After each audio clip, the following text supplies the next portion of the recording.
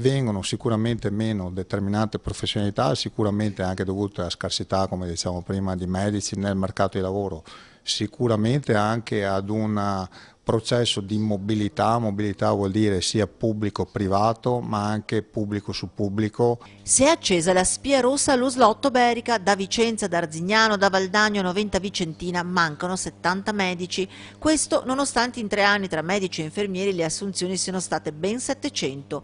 Quello della dirigenza della sanità berica è un vero e proprio grido di dolore lanciato in concomitanza con le altre USL del territorio regionale e rivolto direttamente al Ministero della Sanità. La questione è semplice: è diventato difficile, se non talvolta impossibile, reperire medici sul mercato e non è una questione di concorsi, quasi una trentina quelli fatti e supportati dalla Regione Veneto. Le cause? Molteplici, dal numero chiuso alle facoltà di medicina alle sirene degli stipendi da favola offerti nel vicino Tirolo.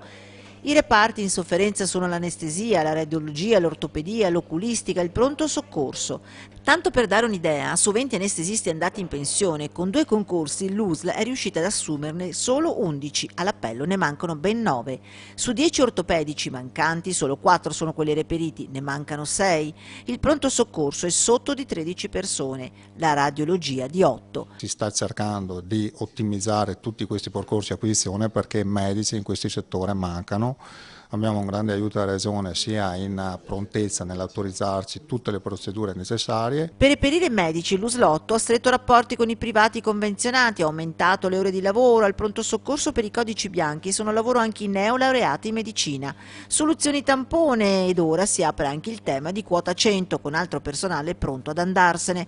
Servono urgentemente soluzioni per bloccare l'emorragia. Visto che per avere nuove leve mediche si devono attendere anni, l'USL mette sul tavolo delle proposte da recapitare in sede romana una forma di premialità a chi va a lavorare in zone disagiate, la rotazione dei medici tra i diversi ospedali, l'uso maggiore di mezzi informatici e ancora un'autonomia di assunzione fuori dal calderone nazionale della sanità.